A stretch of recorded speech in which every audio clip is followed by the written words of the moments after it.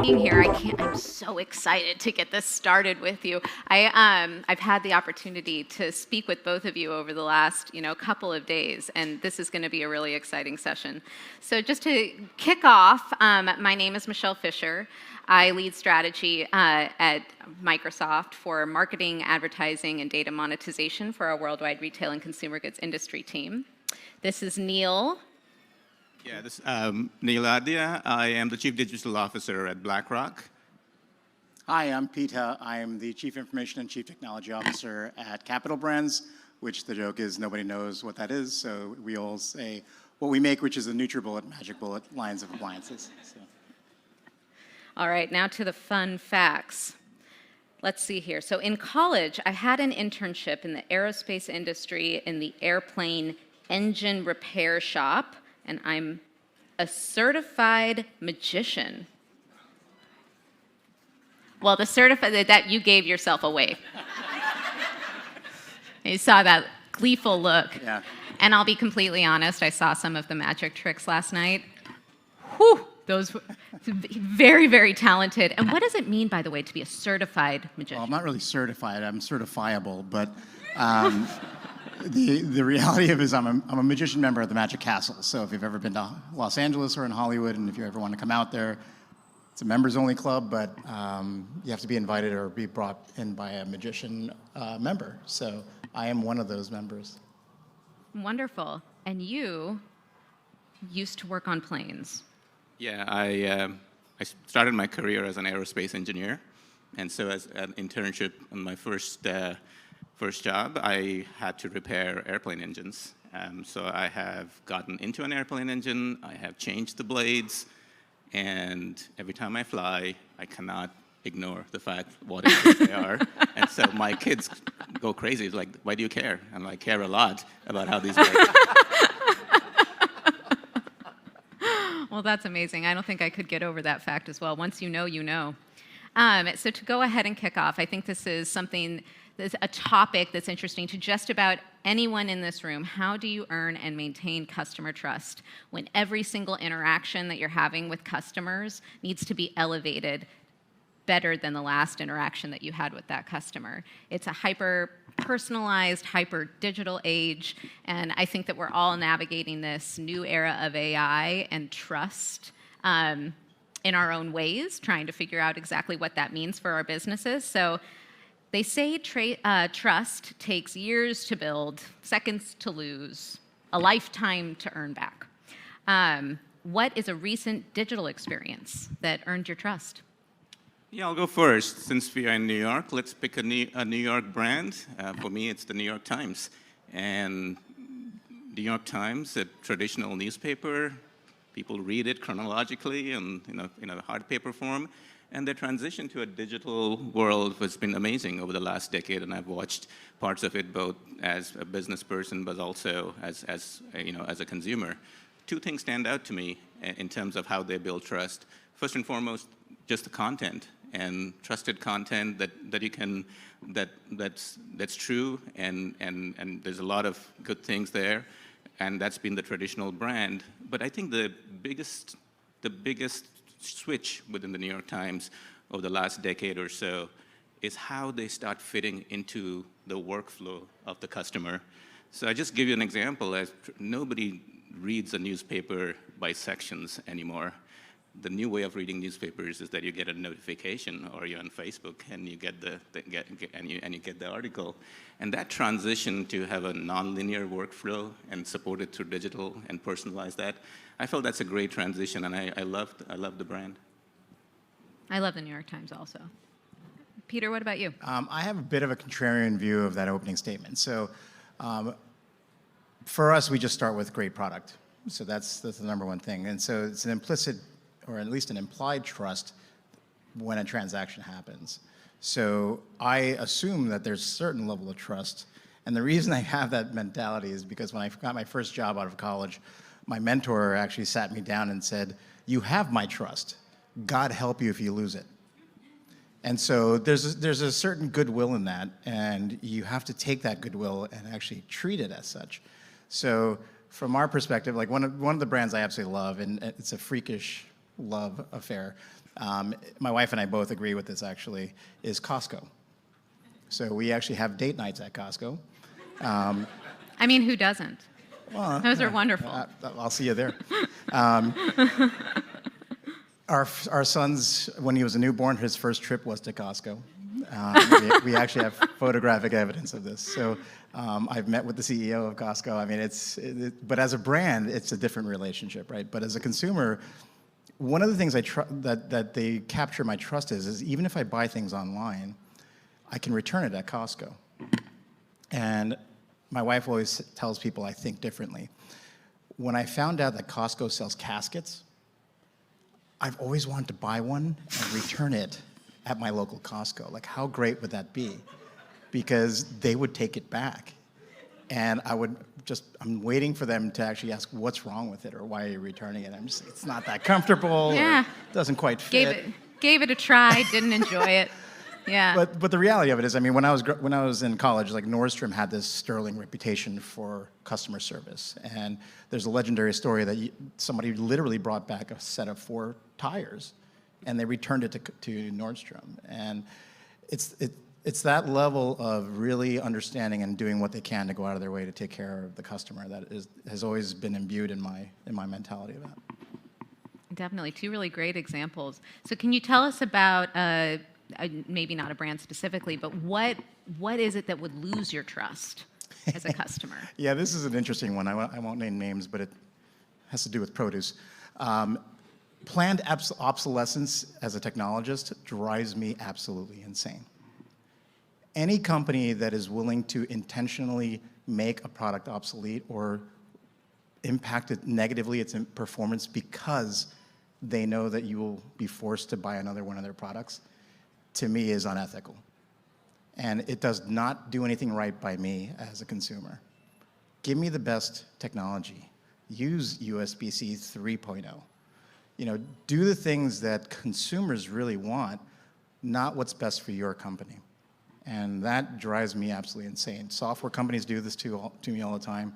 I have fortunately, it's a short list of companies that I will never do business again because they have taken advantage of a certain situation and not done right by me as a customer.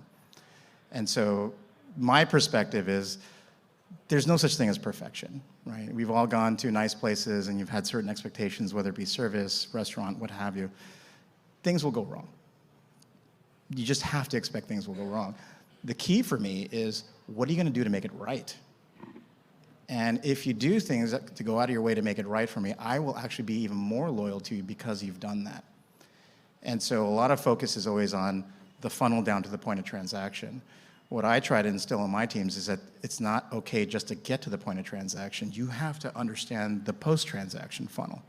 So things like customer service, the return process for a consumer product. These are all things that nobody wants to necessarily do, but it's a necessary part of that journey for a customer, and you have to be cognizant of that. So you've heard that all throughout the day. You know, act as a consumer, see what the experience is. And so I do that constantly. I'm going to our website constantly. I'm buying products, returning them, calling customer service, you know, seeing what the reaction is. And so it's a very important thing to instill in our teams to really kind of understand that mentality. Yeah, I mean, one of the things that I've noticed in talking with both of you is that customer centricity is at the center, customer is at the center of every single decision that's made across the entire business value chain, which is super impressive. I feel like sometimes it lands in the CMO room of the house. But to be connecting the CIO, the CDO, the CTO, and all of the decisions that are made around the tech, the data, and how that helps the customer, I think is such a wonderful way to ensure that that customer centricity is felt both by your customers and also probably within your own culture. Yeah. So let me give an example of what frustrates me against no brands, but really the thinking about the whole customer journey. A lot of the discussion around customer experience happens in the acquisition phase. And what's interesting about the acquisition phase is that your revenue objectives and the customer experience objectives are very well aligned. people will talk sometimes about the usage phase, where again, the more you use, there's a revenue objective. But I think truly differentiating companies look at kind of the end of the customer journey. I think, Peter, you talked about why you trust brands that are all about returns. I think some of the worst customer experiences are in cancellations, especially in subscription cancellation. And there are just two classes of companies in the world. One that do subscription cancellation and make it easy for the customer to cancel, and others that make it really, really, really hard for you to cancel. And you can understand why that happens. It's because the revenue goals and the customer experience goals are not completely aligned at that point in the journey. But I think the best companies really think about the whole customer journey. In the customer workflow, if subscription cancellation is something that a class of customers want to do, the most frustrating piece for me has been where you go to the website and you're trying to cancel in a self-serve way, and you do not find how to cancel it. You know how to buy it, you know how to try it, but there is no button to say, click here to cancel a subscription. Then you will go down and try to find the phone number, which will be buried in 3 pages deep, and you have to give all the reasons before they give you the number to contact. And when you contact, you feel like that team is understaffed. So, and then you're on hold, and you get the feeling that they want me to forget about this a little bit or come back in a couple of days, and nobody, they'll forget about it. But I found that companies that make cancellation easy, I go back to them often, because there's always a reason for cancellation that has nothing to do with your experience with the product. And companies that understand that and make that process as seamless as the acquisition really earn my trust. Yeah, it's almost like the inner dialogue that you have when you press that you want to cancel a subscription, and then it goes, "Are you sure?" And then you get the email, "Are you really sure? We saw you left. Are you sure you wanted to do that?" And your inner dialogue is, "Yes, yes, I made that decision." So what is one thing that you're doing to build trust with your customers, and how are you doing it? I guess I'll take this one. So throughout my career, I've been blessed with really great mentors. And one of my mentors actually taught me about communication. And what she told me was that no one's a perfect communicator. You can always improve upon that. And so we, as a team and as a company, we actually do try to improve that constantly.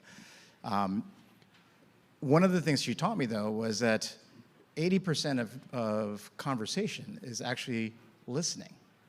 So most people, when you talk about communication, they focus on what you say. So how you say it, the words you choose. But that's only 20% of the communication. So the rest of it is you're listening to the point of how you're listening to them. If you listen to a person as a persona, like Kelly was mentioning, you're going to automatically start to listen from that perspective. And so there's a wonderful experiment that they did recently where they put together a group of women and they told them, you're going to go for a job interview. It's a fake interview, but they're going to go for a job interview. They had a makeup artist actually put some scarring on their face because they told the women that the point of this experiment is to see, will that impact how people interview you? And so just before they go into the conversation or into the interview, the makeup artist comes up and says, let me just touch you up real quick. And they actually remove the scarring. So they look completely normal. And they asked the women afterwards, did you feel that there was discrimination based upon the scarring? 100% of them reported that there was some level of discrimination based upon that when it didn't even exist. So think about that. Just how you listen to conversations based upon how you are actually listening is incredibly important. And the reason I bring that up is because what we like to do is we like to listen as much as we possibly can, whether it be through social media and comments on social media. One of my favorite funny quotes was, we launched a coffee maker, and one of the comments was, nobody asked for this. And we responded to them and said, we understand, why do you think that way? And they had an offline conversation. It was actually a good dialogue, and we turned them into we found out that that person was actually a loyal NutriBullet customer. So that was great. But there are things that we like to do, and this is my Content Square plug right now. So we leverage Content Square in a way that we know what works and what doesn't work now. So things like heat mapping. I fess up, I was the guy who actually told Nikki that I learned the phrase rage clicking, and I love that phrase. And it turns out we've had several instances of rage clicking where we acted upon that right away to really understand, okay, that's clearly not working. So we acted upon it. And so nobody asked us to make that change. But we know that that's a frustration point for people through the tool, so we proactively went out and changed it. And that's a result of us looking for items that aren't working for our customers. So the fact that we listen like that and we are looking for those pieces of information just makes us better. And so we leverage tools like, and technology like Content Square to really get that done. Great. I agree with the listening aspect, but one of the challenges we face from a digital perspective is that there's a lot of customers who want to stay anonymous when they are experiencing your content and products. And so the challenge is, what does listening mean when the other party is not really actively sharing information, or it doesn't want to share information, and you have to respect that as well. So I've always kind of thought about this problem, especially when we're thinking about websites and experiences, like, well, what would be a good mental model, and how does experiences evolve in that? So for me, and I talk about this to my team a lot, a mental model that I use a lot is think about our experiences going to an airport. We know what destination we want to go. The airport, the job of the airport is to make sure from the entrance point to the gate to get you as efficiently as possible.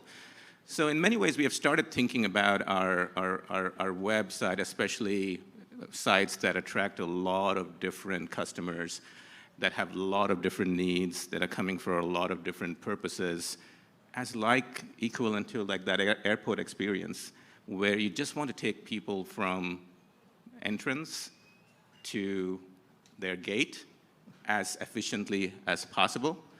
And for me, that converts into like, how can I help a customer choose their own adventure? Nobody has problems finding their gates in an airport. Nobody has designed that customer journey, right? And the same thing, we think that websites can also do that. For us, the choose your adventure analogy is an apt analogy, because it means that we have to really ramp up. Listening for us is really ramping up optionality. So anytime they interact with your website, are you giving them multiple options? Because in a world where customers can choose to be anonymous, giving them multiple options is like showing them multiple gates with information. If you want to go down the path of this particular product set, or this particular insight, or this particular area, you can do it as long as it's easy to access. So those for us are like gates in an airport. But the other thing that we do is giving them optionality in ways in which they can engage with us. So you can read, you can take an action, you can talk to somebody, you can schedule a meeting. So in many ways for us, listening is optionality both in terms of how we think about our experience with content, and optionality in how do we think about the actions that users can take after they've consumed that content. So we've talked a lot throughout the entire day about the necessity of the data estate and the interoperability of the data across customer signals and operational data in order to build out new programs like what you're talking about with your website. So how have you thought about that aspect of trust? Are you thinking of trust as a KPI when you're thinking of building out these programs from an operational perspective? Yeah, so first and foremost, the thing about trust, and to a certain extent, even though the title of this is how do you build trust, you really have to earn trust. And that's a hard thing to measure from a KPI perspective, other than to ask. Yeah. Do you trust?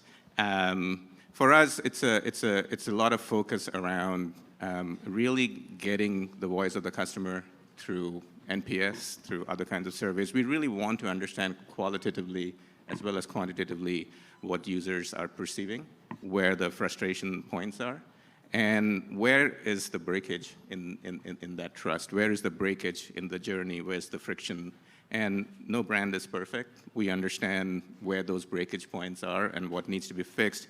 But from a data perspective, I think the most important thing for organizations is that if trust is the differentiation of the brand, how does the customer journey get designed in the way that accelerates trust, that exemplifies trust? Because I think oftentimes people talk about trust in the abstract, but don't link it directly to the journeys that customers take. And for us, I think making that strong linkage between every aspect of what we do to that trust equation, I think is central. And it goes all the way from experience to content to data. Oh, wow. So Peter, how do you measure trust? Yeah, measurement's always a challenge because there is real, like, how do you do that? I mean, it's really qualitative at best, and you have to go out and survey, and we've run focus groups. We knew years, long time ago. I mean, if you know NutriBullet, chances are you've seen us on TV. In the early 2000s, when the NutriBullet launched, you couldn't get away from it. They would spend millions of dollars on airtime, and so if you just turn the television on, there's a good chance you're going to see one of our infomercials. That's now gone, right? Nobody watches infomercials anymore. But the name recognition still remains, and that's the one thing that's great. So when I started, we had just been acquired by private equity, and so it went from a direct response marketing firm to an actual product company. And so the idea was there's this thing in the kitchen appliance world called going across the kitchen.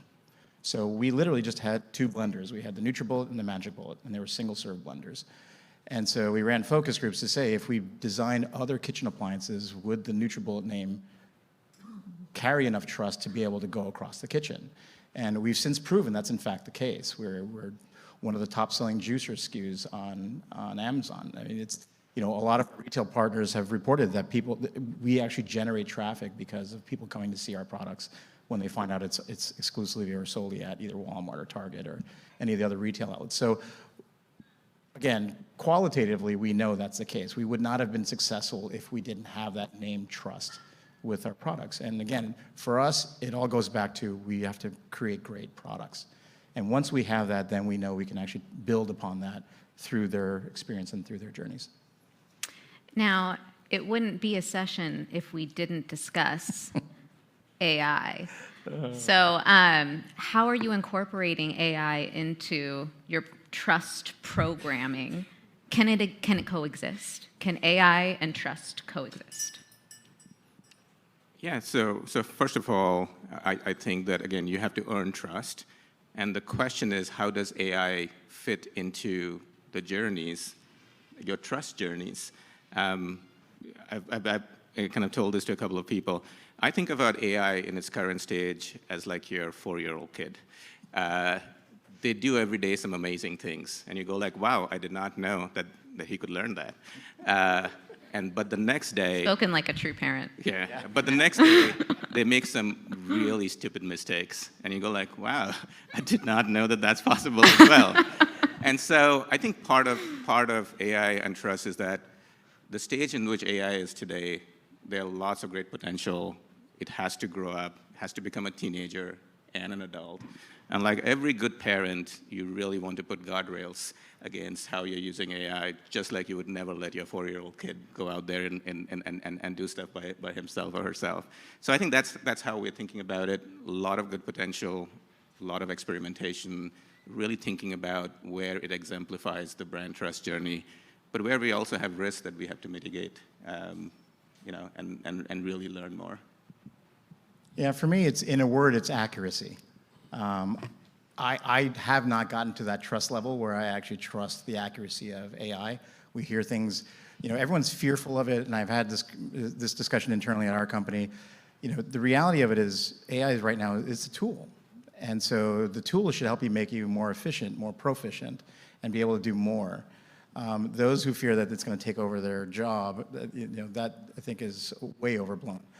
But there are challenges. So if the AI tells you that you're in a certain mindset and you're not, and you dynamically change your content based upon that, how do you feel as a user of that, as the user experience? It's not good.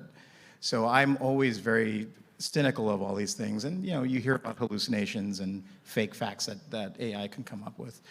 Although Neil has a great story about how ChatGPT actually apologized to him for having inconsistent results. I'd never heard that before. That's amazing. But just the skill sets of developing and how you're going to use that. Like, what's your prompt question was one of the funnier questions that it's a new icebreaker. What's your prompt? Yeah. What do you What's ask? your favorite prompt? Yeah. The last prompt you made. So for me, that's the overarching concern that I have currently, but I'm definitely looking forward to how we can leverage it. Yeah, I mean, it's something we're obviously talking about quite a bit over at Microsoft as well. I thought it was an interesting comment that was made earlier around how AI is not new. Generative AI, the LLMs that we're leveraging is what's making everything accelerate across the entire business, any single program that you have. And so I want to thank you both so much for sharing both of your insights. Are just wonderful. And just to summarize really quickly, so listening, really, really important in earning trust, however that may be, in collecting the data and storing the data and making the data interoperable so you can leverage it for future programs. Choose your own adventure. Using that data to allow your customers to decide how they want to interact with you. So thank you both so much. Thank you all for being here, and I think that concludes our session. Thanks, Michelle. Thank you. Thanks, everyone.